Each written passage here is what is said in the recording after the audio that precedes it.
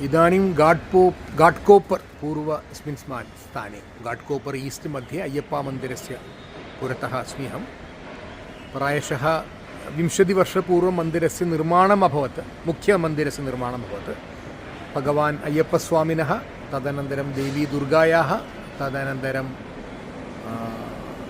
तदनन्तरं गणपतेः प्रतिष्ठा अस्ति। एस्टाब्लिश्ड् 1973 अत्र इति लिखितम्। इत्युक्ते 60 वर्षपूर्वं मण्डलपूजाकार्यक्रमः अभवत्, अय्यप्पसेवासङ्घस्य आरम्भः जातः। किन्तु मन्दिरनिर्माणं तु 20 वर्षपूर्वं मुख्यमन्दिरस्य अभवत् इति अत्र कार्यकर्ता उक्तवान्। अत्र पूर्वस्मिन् काले बहवः मलयाळीजनाः आसन्, अतः एव मन्दिरनिर्माणम् अभवत्। इदानीं तु अत्र सर्वं रीडेवलप्मेण्ट् अभवत्, अतः अत्र लघु लघु भवनं सर्वं ते बिल्डर् लोग् आगत्य निष्कासनं कृत्वा बृहत् टवर्स् स्थापयन्ति। पश्यतु, एतादृशमेव मन्दिरस्य प्राङ्गणस्य दृश्यानि। मन्दिरं तु इदानीमपि एतादृशमेव अस्ति। इदानीं तु अत्र मण्डलसमये, इत्युक्ते वृश्चिकमासे धनुमासे जनाः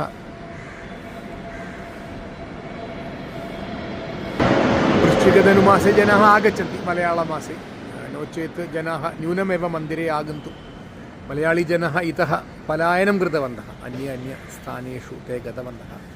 मन्दिरस्य अन्तः अहं गत्वा चलनचित्रीकरणं न करिष्यामि।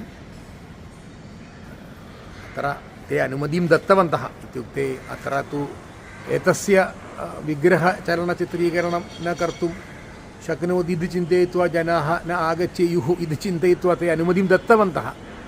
किन्तु अहं न कृतवान्। अन्यस्मिन् मन्दिरे एतादृशम् अनुमतिः ते न दत्तवन्तः इति कारणेन अस्माकं पद्धत्या अनुसारणं चलनचित्रस्वीकरणं न करिष्यामि इति चिन्तयित्वा अहं न कृतवान् एव। अत्र जनाः निबिड जनसम्मर्दः अस्ति एव। घाट्कोपर् ईस्ट् मध्ये बहु सम्यक् स्थाने एव मन्दिरस्य दृश्यम् अहं पुनः एकवारं दर्शयामि। श्री अय्यप्पा टेम्पल्, विक्रोळि, घाट्कोपर् मध्ये पन्त् नगर् इति स्थाने मन्दिरस्य अन्तः एतादृशमेव अस्ति। अहं